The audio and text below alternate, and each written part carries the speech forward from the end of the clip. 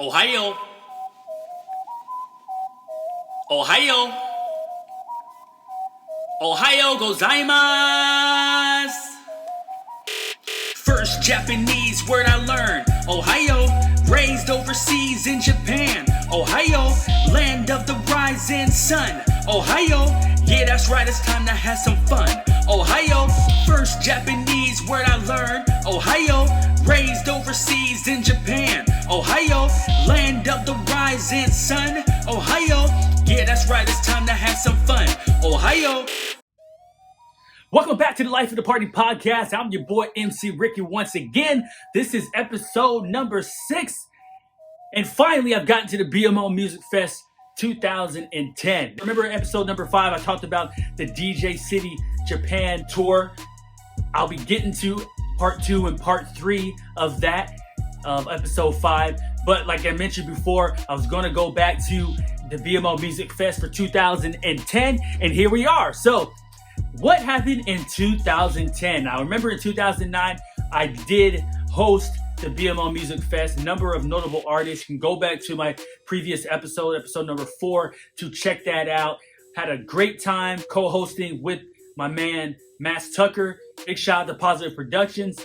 But I was back at it again in 2010. I was pretty hot as an MC around this time. My promotion group, once again, SPE Straight Bacon Entertainment, was doing a number of parties in both the Tokyo Metropolitan area as well as the Yokohama Metropolitan area. We're pretty more or less known in the Yokohama Metropolitan area primarily for, I shouldn't say primarily, in other episodes coming, I'll talk about this other venue that people, when they think of just the ultimate party in Yokohama, they think about this one particular venue. But I'll talk about that in future episodes. What I do want to talk about is, the time leading up as far as me being an MC for particular concerts and after parties before the BMO Music Fest 2010. So basically after 2009, rolling in 2010, the BMO Music Fest was coming up. There's a particular artist that was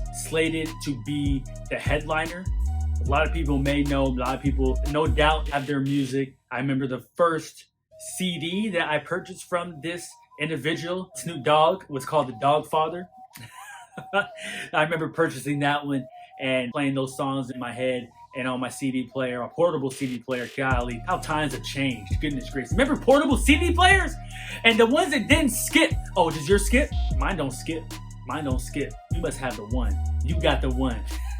Anyway, yeah, so he was a big headliner, and there's also Fabolous. So with Snoop Dogg kind of on the horizon to be the headliner, that was exciting. But before even the BMO Fest was coming, there was a concert or an after party. I've talked about this in previous episodes. So my promotion group used to support events at Yokohama Bay Hall and other venues. And Positive Production will basically, book the artists and then have them have their own concert, or they would have, a concert or live performance within the club setting. So there's 2 particular artists that are from California that they booked during 2009 leading up into 2010. I don't remember what the specific date was. I want to say it was either October or December. It was one of those months. If you go to YouTube, you can actually just put in a search like these 2 particular artists. What are the 2 artists? I know you're saying, what are the 2 artists? So you had Too Short, and E40. So big shout out to the Bay Area. I believe Too Short resides in Los Angeles, California. Both of those are really big, kind of legendary artists, and they were able to book and solidify them for Yokohama Bay Hall on this particular night. I believe they had other venues that they were going to be at, but I was a host MC during this particular night out. I don't want to give the false impression that I was like the only MC. There are other MCs. This podcast is from my perspective, but whenever there was a notable artist, or whenever there was something that needed to be said, whether there was an opportunity for me to fill space because the equipment went down or whatnot, pretty much a lot of people kind of leaned on me, and they would ask me to introduce the artists for those venues. And when I say other MCs, like say in the club setting, there were MCs for said promotion group. So there is a number of promotion groups that supported the actual Bay Hall event. And if they had an MC, then they would touch the mic or whatnot. But I pretty much was the one who would kind of introduce the artists before they came out to perform. So E40 and Too Short, they are on their way. All right. So of course I'm excited. There was a lot of people there for the event. I talked on previous episodes about Yokohama Bay Hall and the layout, what the capacity of it is. So you can go back and you can look at those. But it really felt good to be the one to introduce these artists, because I remember the first time I went to Yokohama Bay Hall to see an artist was T.I., and I talked about that in previous episodes. And it's kind of like, golly, look at me now. But I've always been humbled. I never thought or think that I'm better than anyone. I'm just there to do the job, and I do a really good job. So I introduced E40 and Too Short, and I talk about at Yokohama Bay Hall when I introduced Lil Jon and how the crowd reaction was to that. There was a thunderous roar or whatnot. But what was unique to this type of reaction is that, they're from the West Coast and stuff. So there's a lot of Japanese nationals there, West Siders. I call them West Siders. I don't know if that's what they call, but man, I'll tell you something right now. I was like, golly, are you from the West Coast? I mean, I'm talking about like bandanas. I'm drawing a blank as far as what you would associate with the West Coast, but I guess you got the button-ups with the sunglasses, kind of like my Ray-Bans that I have on right now. Truly West Side up in there. And when I say y'all ready to see E40, y'all here ready to see Too Short or whatnot, like the West Coast, they was out in abundance. They truly love and appreciate them as individual artists, but just the fact that they're from the West Coast, and no doubt that, a lot of the people in that crowd, they've probably seen them before and listened to their music all the time. They've been to California. A lot of people I know, they love to go to California. My brother lives in LA, so I get a chance to go out there every once in a while. But the thunderous roar that came just from introducing them was just amazing. And of course, they put on a great performance. Never thought I would ever get a chance to introduce and kind of chalk it up with those two individuals. But that was a tremendous time for me to see just how, I need to interact with this particular demographic, and that is people who are into that West Coast music. And of course, Too Short is known for, talking about pimping and this, that, and the other. E40 just has a really unique style. I remember he was on a song with Lil Jon, Rep Your City, and I just really loved his part. They both are known for their tremendous spirit and the music that they bring to everybody to listen to. So that was a great night. But later on, as the BMO Music Fest was coming up, this is going to be the third consecutive year. Remember, they had it in 2008.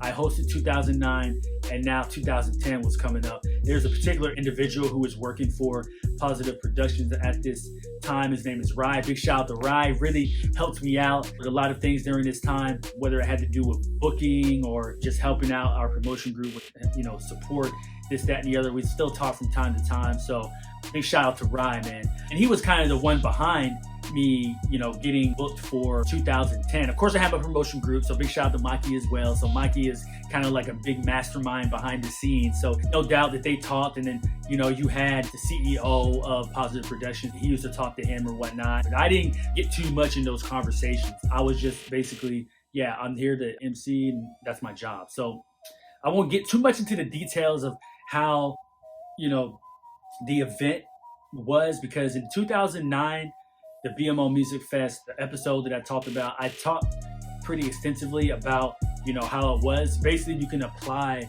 my experience to what this one was. But the main thing about this particular BMO Music Fest is, first of all, hold on. Let me tell you what the lineup was for the BMO 2010 Music Fest. So first of all, once again, it's at Zepp Tokyo. That's in the Tokyo Metropolitan area. I actually was just only booked for the Music Fest this year. So I didn't have to, have a hotel and have to stay the night or whatnot. There was no pre-party that I was associated with or after parties. Actually, I was booked later on that night after the Music Fest at another venue. So I had to kind of rush off after that. So I had a double booking for that day and that night. So the lineup for the Music Fest went like this. So you had KC and JoJo, all right? So true R&B, all right? I remember listening to KC and JoJo back when R&B was R&B, I'd say. I shouldn't say R&B is not R&B now, but back then a lot of rappers are trying to get on, R&B artists' singles or their albums. Now it's kind of vice versa. it's all about hip hop. But Casey and JoJo are, both have really great voices, number of songs that are famous, and they were booked. People were really excited for that. You had Lloyd. Lloyd was an up-and-coming singer at that time, signed from, I believe, Murder Inc. He was booked.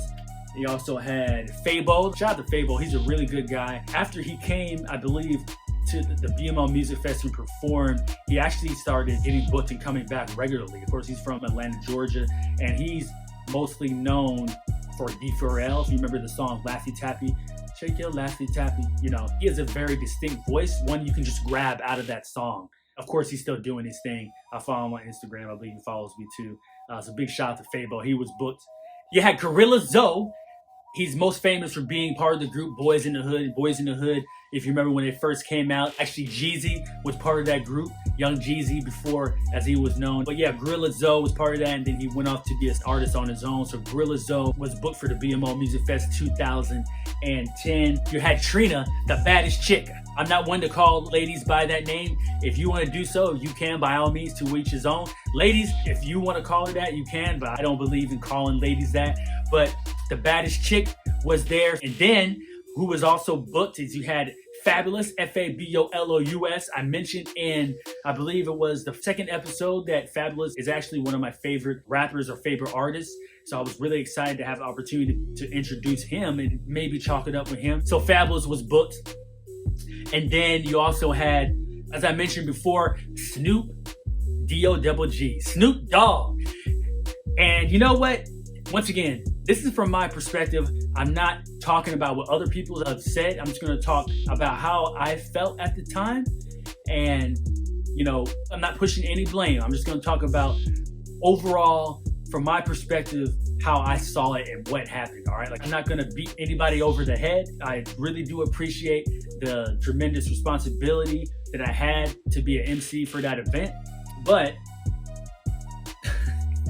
so first of all, in 2010, remember, the social media phase at this time was totally different, all right? So I believe Facebook, which the majority of us use, like Facebook, Twitter, Instagram, okay, Facebook, while I believe it was out at that time, it was basically private. So, Facebook was basically started by Zuckerberg, he's an Ivy League student, and then it was pretty much just within the confines of the Ivy League or whatnot before it went public in 2012. In 2010, there's no Facebook. There's MySpace, but in 2010, MySpace was kind of on I guess I can say a downward plunge, evidently.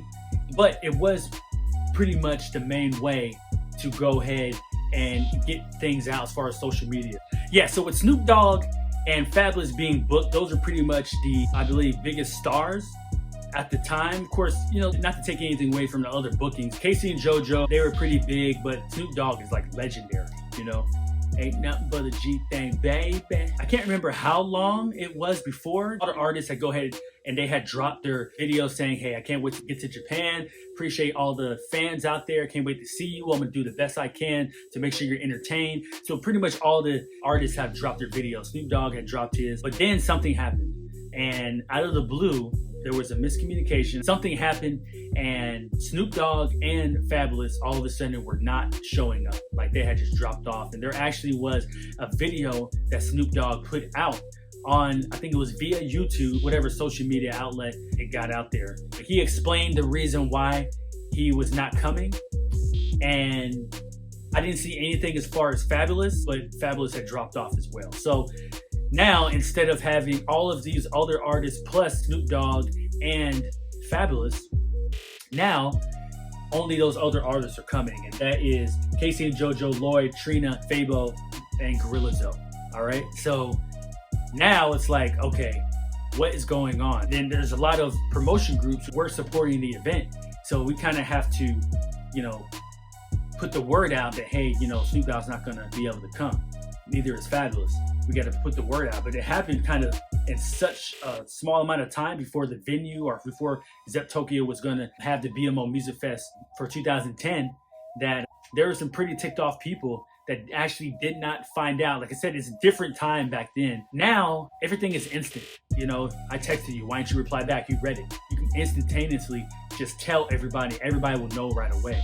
But this was a little bit different. So the way in the system of getting the information out there, coupled with the fact that it was so close to when the concert was actually supposed to happen, a lot of people got to that venue and did not know that Snoop Dogg and Fabolous, mostly Snoop Dogg, was not going to be there. So that's all I'm going to say about that situation. You can comment and let me know how you would feel in that particular predicament. But there were a lot of West Siders out there because, once again, they were there for Snoop Dogg pretty much. Some of the artists actually came out to take pictures with the people in the crowd who were waiting or whatnot, just showing that, they support them, they understand how they feel, but, we're still going to have a good time, we're still going to put on the show. So they did the best they can to really kind of connect with them on another level versus just only on the stage. So needless to say, me being an MC, and I remember a lot about the first time when I hosted the BMO Music Fest, but the 2010, quite honestly, it is a little bit of a blur, and that was because of this cloud. It's like you could just see this cloud over the venue. Like, people were just like, I can't believe Snoop Dogg is not here. Like I talk about with music, my circle in the beginnings of me listening to music was just solely dedicated hip hop. It would be stupid for me to say that like my promotion group or other promotions group hit all of those demographics. So we tried to. A very high percentage of people found out and still came. We did the best we could to push it out. Like I said, we put it out on MySpace, we put it out by email, let people know and stuff. Like I said, there's only so many people you can target because you had the promotion groups that were selling tickets. And then you can go to the website. I believe you can call. There are a lot of different ways. So once you had your ticket, if you didn't know any better, then you would just show up. You didn't look at the website, and then you got there. You're like, oh, what the heck? That's all I'm gonna say once again about that, all right? Because I don't deal with the ticketing. I don't deal with the licensing. I don't deal with any of that, all right? I just deal with the party. Yeah, there was a huge cloud over this. But, I'll just talk about some things I remember the most. Of course, I continued the way I MC. I came out, introduced all the artists. I got some good roars, got some good ovations for the artists that were here. I did shortly or quickly acknowledge that Snoop Dogg and Fabolous were unable to come. We apologize for that, but we're going to rock the party. We're still going to have a good time. We appreciate you guys. And then I just kept it rolling. And there was some people in the venue. I could see their visual frustration with everything that was going on. But you know what? This was a challenge, more of a challenge than the first one, and probably the first time where I really felt pressure. You always feel pressure to perform a certain way to hype people up, but people were upset that these two particular artists were not there. And the ones that didn't know, that thought they were still going to be there, they're even more upset. So I just tried the best I could to entertain, in between everyone. And the artists, they did a really good job. I don't want to say that they wouldn't have done it anyway, but if you're an artist, but there's somebody who just majored, like been doing it for years, and they're not coming, it's like, okay, look, this is my time to go ahead and really engage with the audience. So Fabo, if you ever seen Fabo perform, man, he's really herky-jerky with his dance movements and stuff, but it's just really cool, and he has so much energy, and he keeps on doing it. And if you look him up on IG or whatever social media platform he's on right now, he's still doing it. And he is just fantastic. Once again, he is a really cool guy. Really like chalking up with him. He was booked a number of times after that by my boy Mutt from Red Dot. Big shout out to Red Dot Entertainment. And Mutt, I see you out there. Continue what you do. After this pandemic, man, we're going to link back up. We're going to really do some damage again. But yeah, Fabo came out, did his thing. He's dancing and people just be looking at him and they're just like, oh my God. He is just so interesting, unique, funny, and just awe-inspiring to see him perform like that. Guerilla Zoe, just really hardcore hip hop. He's really cool. After his performance, it was nice to off to the side during a break. We were just talking. I think it was his second time being here because he had been booked before. He's just like, yeah, are you doing your thing? I said, man, you do your thing. I'm just doing my job or whatnot. So you didn't talk it up too long, but it was just kind of in passing. So that was really neat, really cool. Trina, of course, Trina, the baddest chick, she has her own dressing room and stuff. So she just came out strictly for the performance. Goodness gracious, all I'm gonna say. She came out, rocked the party, and then went backstage and then left. Oh, gotta talk about Lloyd. Previous year, you had Omarion. Lloyd came out And the ladies really love Lloyd. And I interacted with Lloyd in his camp before he came out. They were asking me certain words, like how do you say I love you in Japanese? How do you say thank you? Okay, maybe not thank you, because I think everyone knows how to say thank you. Don't bother gato. You can say like daisuki or aishiteru or something like that. So it was funny. I was telling him, and then he kept on repeating me back. I told him like 3 or 4 times, and finally he got it. And then he went out there and he used the words that I said, and then the crowd was just like, ah! So, needless to say, the information that I gave him, it worked in his favor, and everybody had a good time with that. His camp, while he was performing, they said, hey man, so where can we go? We're trying to go out after the venue and stuff. So I was like, okay, all right. I gave him the names of a few spots, but undoubtedly, you know, when these artists come here, it's like they might hit up some spots, but you know, they're probably going to have like a hotel or something like that. I don't know. If there's other promotion groups or whatnot, they might know. I didn't really get that involved in any particular artist. I just went to the venues that I went to, or this concert, I hosted it. And then, like I said, I was double booked, so I had to dip out. So I was like, hey, you can come to my venue and, you know, you can get it and everything. That demographic that I was going for that night, it wasn't solely like hip hop. Around this time, I had started to kind of venture out and doing other types of music. So I was like, you know, you can come out. I'm not sure if you're going to be into this demographic, but hey, by all means, you're welcome to come. These are some other venues so you can go ahead and check out. I think I heard later on after the concert and the next day, they definitely had some fun. That's all I'm going to say. They definitely had some fun. So big shout out to Lloyd and big shout out to all the other artists. Casey and JoJo actually ended up closing out the BMO Music Fest for 2010. This image just sticks into my head because the number of songs, of course, that they are famous for. I remember when I was in school, there was a particular song we used to listen to. I used to listen to over and over and over again. I will never find another lover more precious than you, more precious than you. I think I got it right. And I will never find another lover, 'cause you are close to me like my mother, close to me like my father, close to me like my sister, close to me like my brother. And you are my only one, my everything. Dun, dun, dun, dun. All my life, I pray for someone like you. And I thank God that I finally found you. That's enough singing, all right? I think you know the name of that song. I don't. I just remember the words, all right? I'm sorry if I cracked a little bit, but hey, that's just the way it is, okay? But this image that I have of Casey and JoJo, they actually went out into the crowd. They were singing and interacting with the crowd. They were on each other's shoulders. Yeah, I think Casey was on JoJo's shoulder, whichever way. And they were just walking around while they were singing. Pictures were being taken, and this is before the whole selfie phase. I guess every once in a while you might see somebody, but the cameras back then were just totally different. So I don't think the selfie phase had really hit yet. But there were just a lot of pictures being taken, and they were just maneuvering around the crowd. And I was like, are they really gonna... Man, that dude's strong as hell. I mean, you know, Casey or JoJo, whichever one was on top, he doesn't weigh too much. But I was like, man, he gonna do that the whole dang time? But yeah, that's the image that kind of sticks into my head from Casey and JoJo's performance. But tremendous voices, great R&B sound, great music. A lot of people had fun with that, and that was really neat and cool to see. One thing that I mentioned in the 2009 BMO Music Fest is that, you know, we had an opportunity to turn the concert venue into a club or a club setting because Sean Kingston was late showing up, like an hour late. So we had to turn, you know, that time into a long intermission.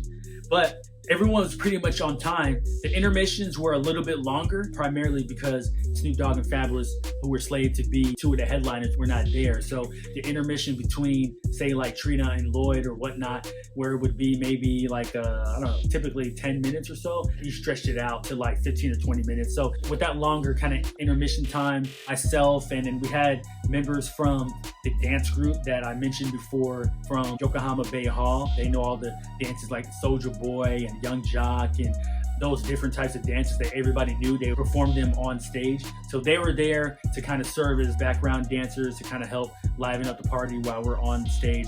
But like I mentioned before, there was a cloud over this particular event because of the two artists that were unable to come. So we tried not to overdo it too much.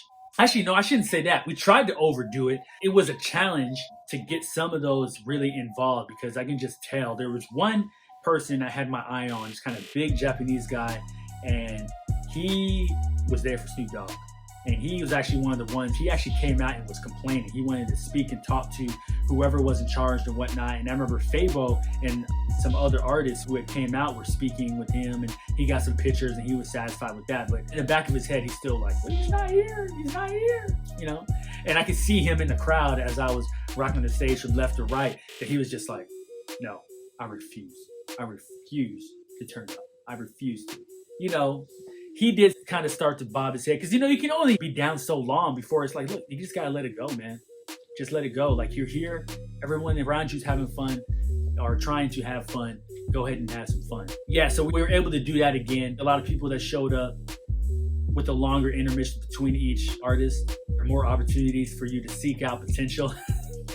You know what potential is. If you don't know what potential is, go ahead and look at my previous episodes. I'll let you know what potential is. So, you know, you have the bars, you can go out there and get your drink. I mentioned earlier, that's where, you know, I ran into Guerilla Zoe and we chopped it up for just a little bit. When other artists started performing, when I had a break, I can kind of look at them and watch. That's how I was able to watch Casey and JoJo. You know, I interacted with the Positive Production staff, and actually there were volunteers there from Tokyo University, I believe. They were there helping out, and for them, it was just like, it's so much fun. You know, they're volunteering, and I don't know if they get any type of credit for this. It's something they can kind of check off on a resume, like I helped out with this. It's probably more or less why they did it. But, you know, you have those that are able to kind of peek their head in and see what's going on. But then you have those in the front who are just there to watch the door and they can't see anything. So I go up there and, you know, I kind of chalk it up with them, crack jokes with them and stuff, and, you know, make sure that they're having a good time. I appreciate them. So pretty much the BMO Music Fest was a continuation of the 2009 BMO Music Fest. Of course, I had the sound check in the beginning, but, you know, I know what my voice sounds like. Like, again, I mentioned that over and over in previous episodes. I say a few things. All right, we're good to go. The timing is down. They know when I come out. I gave them a few cues. When I say this is when you can go ahead and take the spotlight off. And you see me walking off, and you see me walking on. Pretty simple stuff. You know, that's my job. It's pretty easy. Once again, big shout out to Rai because he helped out with everything. Speaks English and Japanese, so he would communicate anything that I couldn't get. I remember most of the BMO Music Fest for 2010, but like I said, it's more or less like a general feeling, and the feeling was a really good time. But what was looming over it was that Snoop Dogg was not there and Fabolous was not there, and it's almost like Fabolous decided not to come because Snoop Dogg was not coming. But there was a rebuttal to Snoop Dogg's video. You might be able to find that online as well.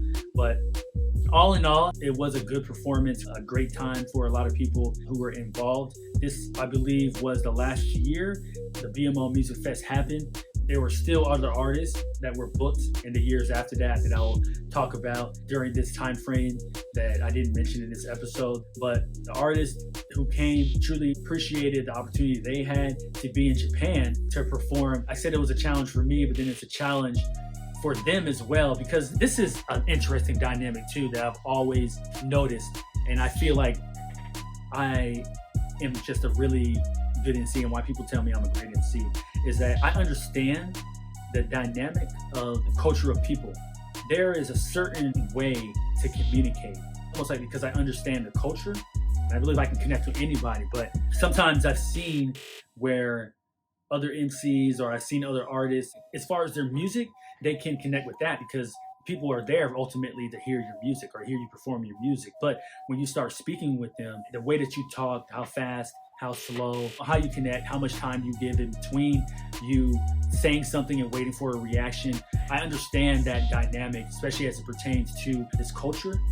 So it's almost like it's more of a challenge for the artists who are coming here stateside, even though they have this tremendous resume of music that they can use to connect. Sometimes, you know, I've seen artists when they say something and it's just like, huh? What do you say? You have to give them a shot to understand what you're saying. So that's what I'm good at.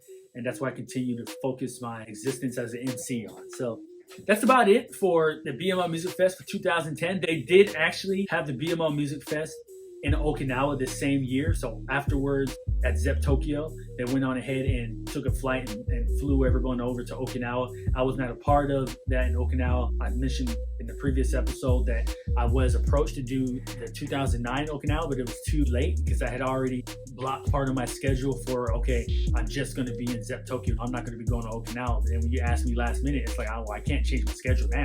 Yeah, they went to Okinawa. I was unable to go, but you can actually go and you can look up content for that online to see what that looks like. Of course, you can look up the 2010 BMO Music Fest as well. So once again, thank you for tuning in to the Life of the Party podcast with your boy Emcee Ricky. You know what I'm about to say. Once again, otsukare-sama deshita. I'll see you guys in the future. おはよう。おはよう。おはようございます。